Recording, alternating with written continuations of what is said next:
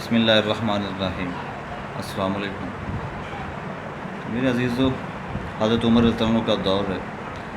تو حضرت عمر رضی اللہ عنہ کی دور خلافت میں ایک دفعہ مدینہ منورہ میں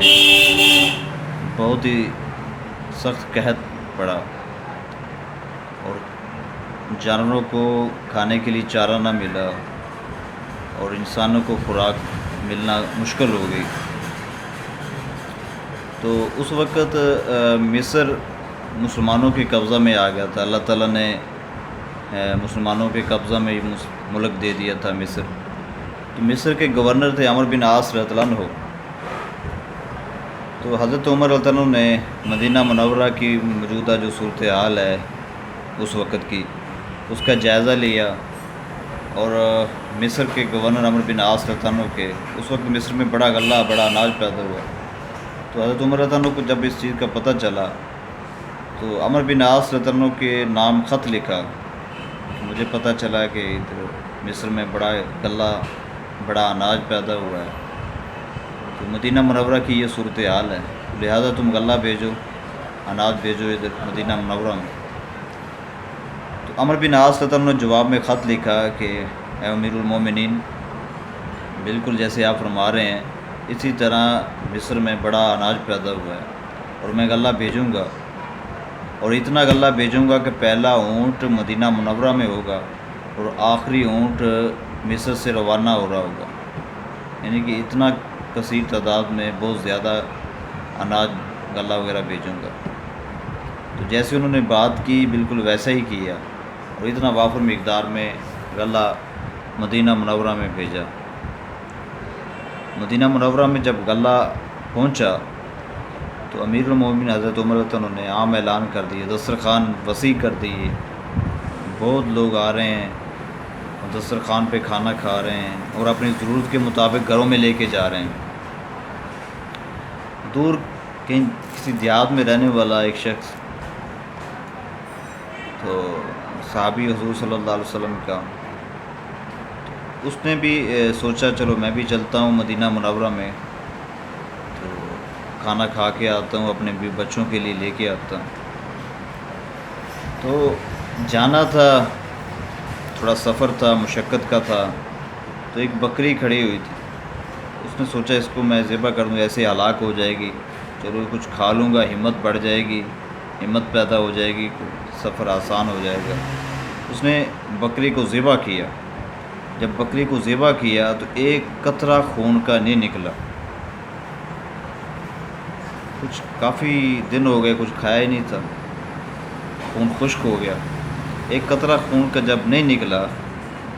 تو وہ شخص رونے لگا، اس کی ہائے نکلی۔ حضور صلی اللہ علیہ وسلم کا زمانہ یاد کیا کہ حضور کا زمانہ کیسا برکتوں والا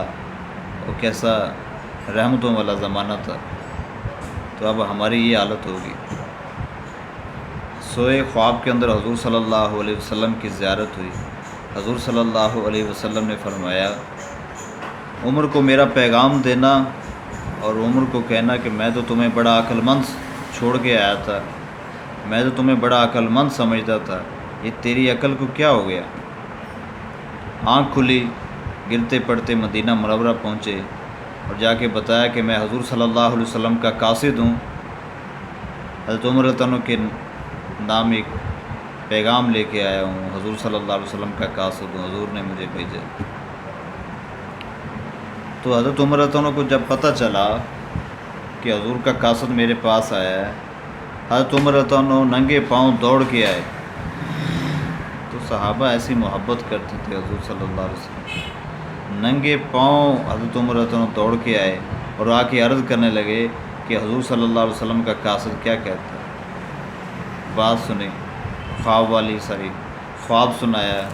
کہ حضور صلی اللہ علیہ وسلم فرما رہے ہیں کہ میں تو عمر کو بڑا عقل مند چھوڑ کے آیا تھا، یہ عمر کی عقل کو کیا ہو گیا؟ حضرت عمر رضی اللہ عنہ رونے لگے، اور جو اس وقت قریب کے تھے صحابہ کرام رضی اللہ عنہم، جن سے مشورہ کرتے تھے، جتنے بھی کام تھے جو بڑی سطح کے تھے، وہ سارے جن کے ساتھ مشورہ کرتے تھے، وہ جلیل القدر جو صحابہ تھے، ان کو جمع کیا، اکٹھا کیا ان میں حضرت علی رضی اللہ عنہ، عبد الرحمن بن عوف رضی اللہ عنہ، ایسے جلیل القدر صحابہ تھے، اور ان کے سامنے یہ ساری بات رکھی خواب والی، جس طرح حضور صلی اللہ علیہ وسلم میرے بارے میں فرما رہے ہیں کہ عمر کی عقل کو کیا ہو گیا، عمر کو میں بڑا عقل مند چھوڑ کے آیا تھا، بڑا عقل مند سمجھتا تھا، تو مجھ سے ایسی کیا خطا ہوئی، مجھ سے ایسی کون سی غلطی ہوئی جس کی وجہ سے حضور میرے بارے میں یہ فرما رہے ہیں۔ مختلف رائے سامنے آئی۔ حضرت علی رضی اللہ عنہ چپ بیٹھے ہوئے تھے۔ عمر رضی اللہ عنہ نے فرمایا کہ علی تم کیوں چپ ہو، تمہاری کیا رائے ہے، حضور میرے بارے میں یہ فرما رہے ہیں، تمہاری کیا رائے ہے، ایسا کیوں ہو رہا ہے؟ حضرت علی رضی اللہ عنہ نے عرض کیا کہ امیر المومنین، میری سمجھ میں تو یہ آتا ہے کہ یہ جو خط آپ نے مصر کے گورنر کے نام لکھا ہے تو یہی ناراضگی کا سبب بنا ہے، تو یہ معاملہ آپ مصر کے گورنر کے بجائے آپ اللہ کے سامنے رکھتے، یہ بات آپ اللہ سے کرتے، تو اللہ کے غیر کی طرف آپ کی نظر کیوں گئی؟ تو میری سمجھ میں یہی آتا ہے اللہ کی ناراضگی کا